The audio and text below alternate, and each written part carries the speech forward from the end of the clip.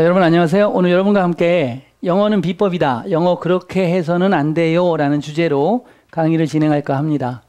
그래서 오늘 이제 문제 유형은 블랭크 퀘스천, 빈칸 추론 문제의 비법에 대해서 살펴보면서 강의를 진행하도록 하겠습니다.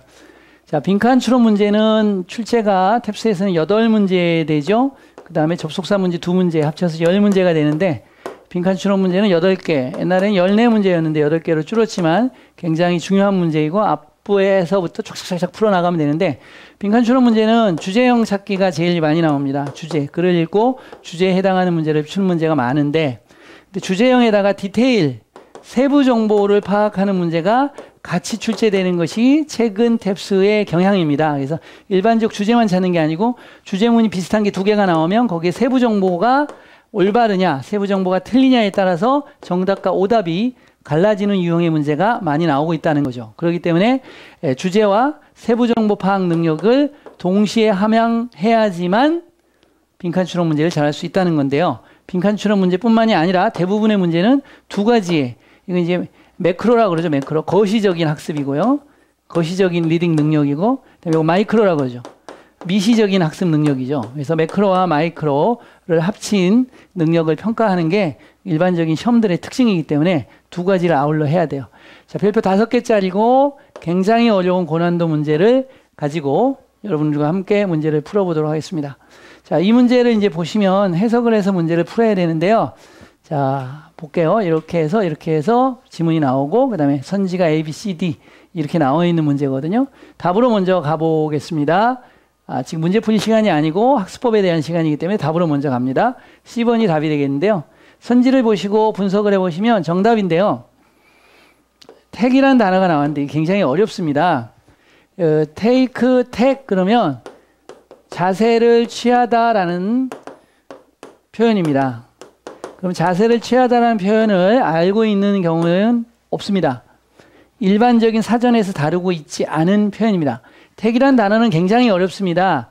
그 배가 있으면 이렇게 돛이 있잖아요. 이 삼각돛에서 방향을 잡아서 길을 가게 해주는 것이거든요. 그래서 일종의 방향타 같은 건데요. 그래서 방향이란 뜻으로 많이 나와요. 방향 정책이란 뜻으로 택이 방향 정책 또는 도세 뭐 이렇게 항해에서 나오는 전문 용어로 되어 있거든요.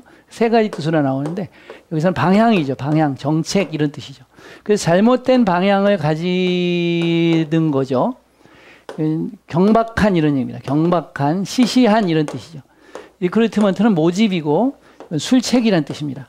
자, 여기 표현을 보시면 take, take이라는 표현, 프리볼러스라는 거, 그 다음에 기믹스라는 거, C라는 정답에만 어려운 단어 3개를 지금 넣어놨습니다. 여기서 한 단어만 모르더라도 이 문제는 정답에 다가가는데 어려움을 겪습니다. 또 하나, 실시하다 조치를 현재의 직원의 불만족을 다루기 위해서라는 뜻인데 어드레스가 다루다, deal with라는 의미로 쓰였다는 거, 또 implement가 실시하다라는 뜻으로 쓰였고요. measure는 측정하다가 아니고 조치라는 뜻으로 쓰였다는 거죠. 선지만 분석을 해봐도요. 어느 정도의 상당한 수준, 또 필사적이다, 경험 있는 간호사가 은퇴하는 것을 막기 위해서 또 인정하고 있다. 너무 많은 인정하다는 뜻인데 그냥 받아들이다 이런 뜻입니다. 너무 많은 경험이 없는 워커를 그것의 랭스, 서열로 받아들이고 있다. 이렇게 지금 나오고 있어요. 그래서 인정하다가 아니고 또 받아들이다는 뜻인 걸 알 수가 있고요. 이거는 크게 어렵진 않았고요. A, B, C, D 선지 자체가 문제가 어땠습니까? 쉬웠어요? 어려웠어요? 어려웠죠? 이렇게 기본적으로 단어가 딸리게 되면요. 문제풀이 하시면 안 돼요. 기본적으로 독해 연습하시면서 단어 암기를 해서 기본적인 독해력과 어휘력을 끌어올리는 공부를 먼저 해주셔야 돼요. 이게 안 되는데 문제만 풀고 있고 정답 맞추고 답이 왜지라고 공부를 하시면 영어 실력을 기반으로 공부를 해야 되는데 문제풀이 기반으로 공부를 하시기 때문에 실력이 절대 늘지 않고 점수도 거의 오르지 않습니다. 일부 처음에는 잠깐 오르다가 오르지 않습니다. 그래서 문제가 발생이 되고요. 또 자, 선지 분석은 해드렸고요. 자, 패시지 분석을 좀 해보시면요. with 목적어 ing의 분사구문인데요. 보통은 이 with의 목적어 ing 분사구문을 쓰면 뭐뭐뭐 해서 뭐뭐한 채로라고 해석이 되고 순접 관계를 여러분이 알고 있지만 이게 탭스에서는 역접 관계로 출제된 경우도 대단히 많았습니다. 그래서 우리가 이제 as나 do형이 있잖아요. 때문에냐 일지라도냐에 따라서 문맥이 달라지잖아요. 뒤에가. 이렇게 출제하는 건데 with를 쓰게 되면 이 with는 문맥에 따라서 때문에 뭐뭐 해서라는 뜻도 되고 뭐뭐뭐 일지라도라는 뜻도 되고 두 가지의 맥으로 다 쓸 수가 있어요. 순접, 역접으로. 그래서 이렇게 쓰게 되면 뒤에서 표현에 플러스를 써야 될지 마이너스를 써야 될지가 헷갈리게 되거든요. 그래서 간호사들의 수가 빠르게 줄어들어요. 이건 마이너스 나쁜 거죠. 그럼 줄어들고 있어서 의료 영역은 뭐뭐 하고 있다, 뭐 좋게 하고 있다, 나쁘게 하고 있다가 다 올 수가 지금 있는 거예요.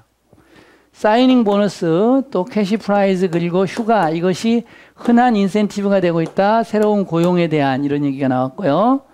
그 다음 보시면 그러나 그 섹터가 진지하다면 리크루팅 하는데 더 많은 너스를 리크루팅 하는데 진지하다면 그러나가 나왔고 논리가 꺾였고 앞에 나와 있는 것이 마이너스였고 이것이 플러스가 되겠죠. 상은 답이 아니다 라고 그랬고 그럼 상이 답이 아니니까 뭐냐 향상, 일하는 상태, 지위 그리고 기반의 봉급이 답이다 라고 얘기하고 있어요. 그래서 이것이 핵심어가 되고 이것이 정답의 클루가 되고 있는 거죠. 이게 정답의 클루가 되고 있으니까 바로 답을 풀면 되는 건데요.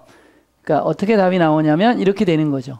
프리벌러스 리크루트먼트 기믹스, 어떤 경박한 모집의 술책이 바로 뭐예요? 경박한 모집의 술책이 바로 아까 말했던 뭐죠? 캐시 프라이즈를 준다든지 사이닝 보너스를 준다든지 심지어 해외여행을 보내준다든지 이런 것들이 인센티브인데 마이너스 인센티브라고 하는 거죠.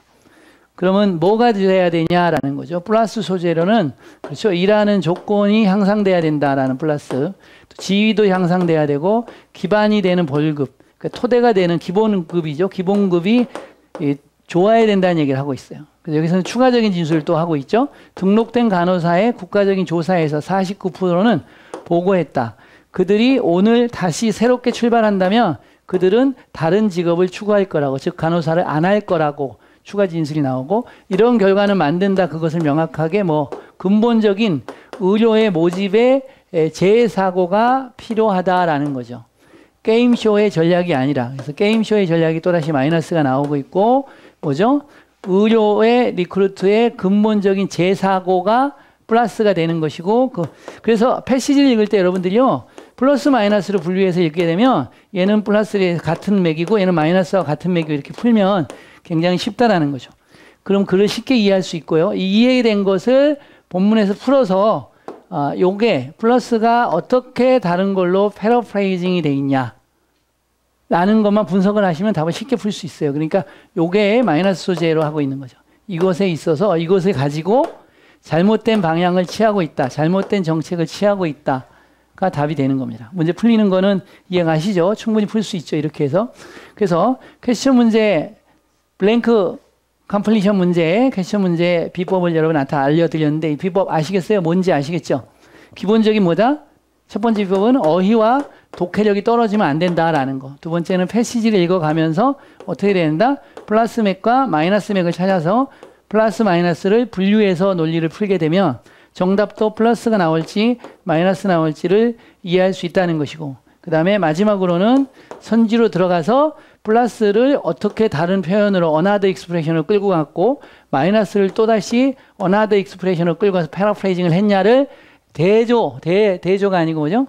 대꾸, 일치, 짝짓기, 짝짓기, 매칭만 정확히 해주시면 답을 찾는데 어렵지 않다는 겁니다. 근데 매칭할 때 어려운 부분이 바로 뭐다? 단어와 독해력이 딸리면 이 매칭에서 어휘 때문에, 독해력 때문에 실수가 나온다는 겁니다. 그러면 당연히 점수를 득점하지 못하겠죠. 그래서 영어 그렇게 문제풀이 위주로 접근하지 마라. 그럼 비율을 어떻게 해야 되냐? 단어와 독해력을 늘리는데 7 정도 쓰시고 나머지 3 정도를 문제풀이에 쓰시는 게 좋다라는 거죠. 그리고 나중에 영어 실력이 많이 좋아지면 반대로 바꿔서 3대 7로 영어의 실력은 약한 부분만 보완을 하고 문제 실전 문제를 풀면서 영어 실력이 바로바로 좋아져요. 이렇게 되면 실력이 좋기 때문에 실력이 만들어진 상태에서 독해를 계속 하게 되면 독해도 늘고 어휘도 까먹지 않고 이렇게 반복이 많이 되거든요. 그래서 처음에는 공부하실 때 여러분들이 지금 600 만점이잖아요. 450 이하이면은 무조건 7대3이나 8대2로 문제풀이 거의 안 하셔도 돼요. 단어 독해 위주로 무조건 하셔야 되는 것이고요. 그 다음에 이제 550이나 530, 500이 좀 넘으시면, 500이 넘으시면 문제풀이를 7로 가셔도 돼요.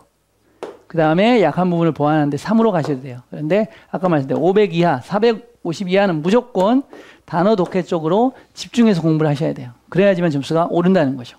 감사합니다.